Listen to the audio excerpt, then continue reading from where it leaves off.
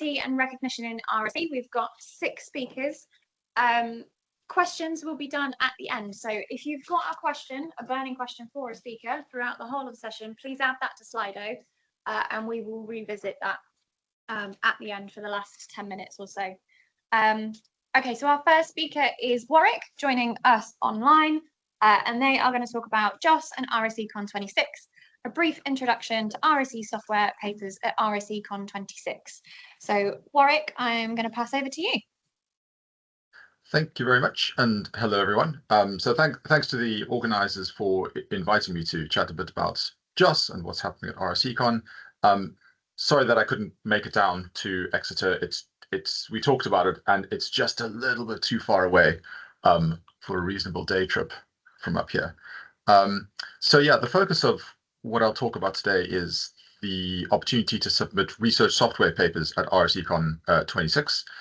And along the way, in order for that to make sense, I'll talk quite a bit about kind of where JOSS comes from, what it does, what some of its requirements are, a bit about how that's changed over time. But there's much more I could say than for 8 or 9 minutes. So by all means, ask me questions. I appear online in various places. I do use such things as emails. But if you chat to me on the UK RSE Slack, you will eventually get a response, although probably not immediately. So for a bit of context, I'm a senior RSE up at the University of Birmingham, but I'm also one of the, I think, 8 or 9 associate editors-in-chief at JOSS. So we also call ourselves the track editors because I handle submissions in astronomy, astrophysics, and space science. So if you submit a paper to JOSS and it's in one of those areas, I am in effect the desk. And we'll start the beginning and very end of the publication process. So just to make sure everyone's on the same page, JOSS is the Journal of Open Source Software.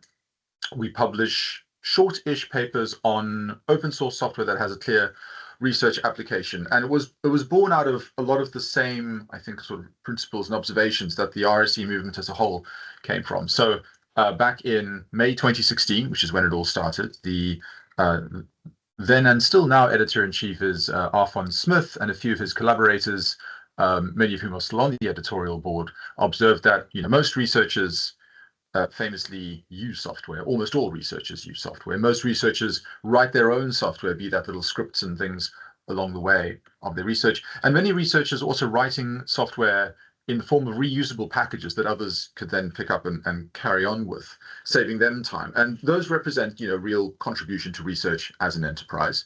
But the only way we really have traditionally of recognizing research, less so as time goes on, given various bold efforts in the RSE community as well, is through papers. So, you put these two together and you say, well, why not publish papers about software? There were already back then, this is well before I was involved in JOSS at all, though. There were back then, I believe, ways of publishing papers. So I think SoftwareX, for example, is another journal which did already exist. But the idea behind JOSS was to make the process developer-friendly as well. So not only do we review the paper, but firstly, the paper is not meant to be great detail about the software, but the review includes the software itself, at least in terms of how a user would embrace it. We don't necessarily look at source code. Some reviewers end up doing so and commenting on that, but it's not fundamentally part of the review process. So it's not code review in that sense. JOSS was born and has steadily evolved. I'll talk a bit more about the current state of the kind of submissions we look at. And here we are 10 years later almost. So as a brief digression, it's not critical that you know this. I find it interesting and worth mentioning that JOSS is itself open source software. So all of the JOSS infrastructure is under the Open Journals GitHub organization, and is familiar tools. If you find a problem, you can open an issue. If you have a way of proposing a fix, you can open a pull request by all means.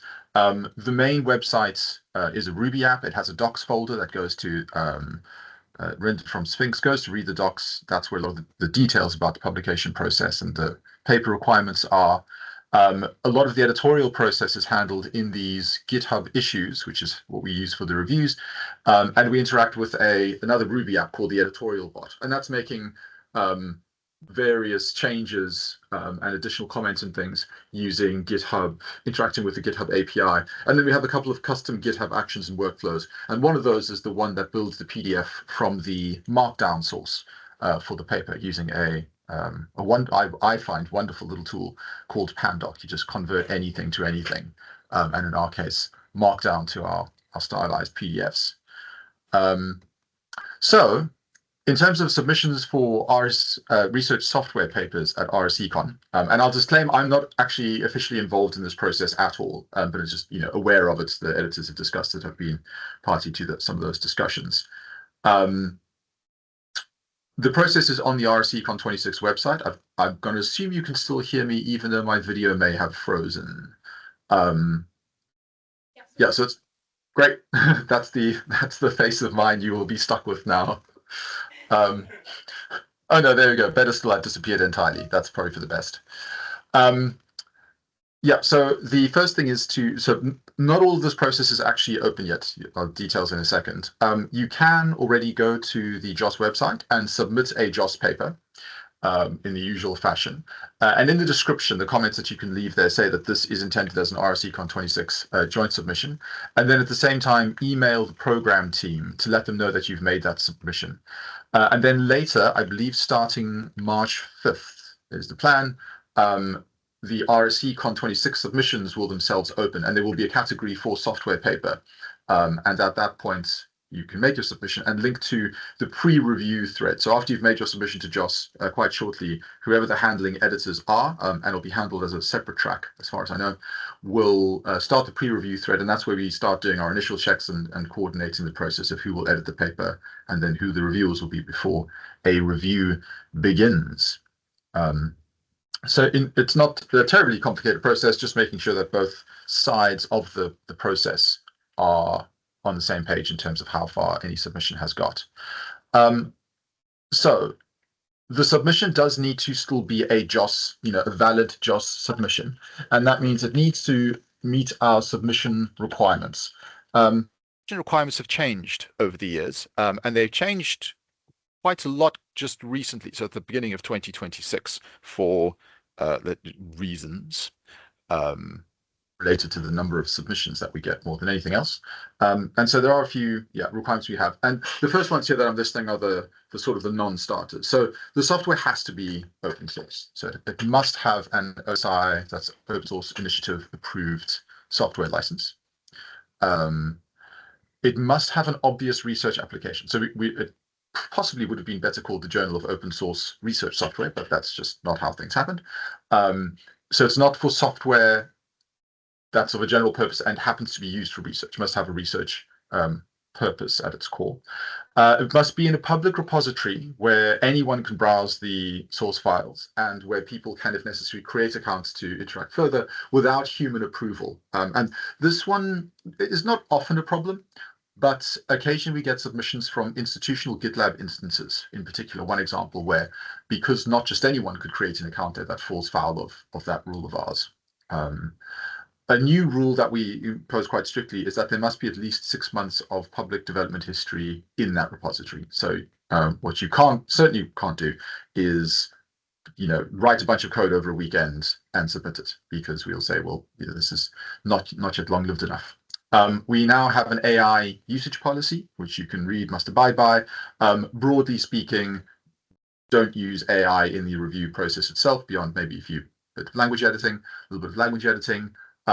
We don't object to AI usage in the software itself, but it must be declared. And then the last thing I've put there is that we have requirements about scope and significance, which is fuzzier, involves more discussion and consensus decisions on our side when it's contentious. But just to expand on the details of what the scope and significance means at this stage, this is all stuff that's recently changed. The kind of things we're ideally looking for is we're looking for software that has a demonstrated research impact. And we realize that there's a tension there because a lot of people will submit things to JOSS almost like an announcement to the community that that software now exists. So it's difficult to have already had a research impact if that's the intention, and so be it. We do want to see software where there's deliberate design. So you've thought about why you are implementing things in this way, and can talk about other software that maybe exists in that domain. Perhaps none does, and that's valid as well. We want to see open development practices, so people using issues and pull requests perhaps within their teams. And certainly we like to see community engagement. So if other users have already started seeing the software, that will be that's good as well. And then we do have a quick look at the quality. So you can find the full list of review criteria in terms of software quality on the website. And we'll do an initial check as well, just because if it's too short, if the code's not usable enough, it frustrates the reviewers very quickly. And we find the review process just runs out of momentum so quickly that things tend to stall. So we will do a quick check that things are installable. And we have a few hard requirements there, things like community standards for packaging. Python submissions, for example, should be Python packages. Yeah, there are other languages where that's more complicated. So that is, yes, that's all I have to say. You're welcome. Join us, submit to research software, your research software papers. You can always volunteer to join our list of reviewers, which is the first place we look for reviews of software. We have a referral system in place for editors. So if you know a JOSS editor who might recommend you, you can join us in that way as well. Occasionally, we make open calls for editors too. Thank you.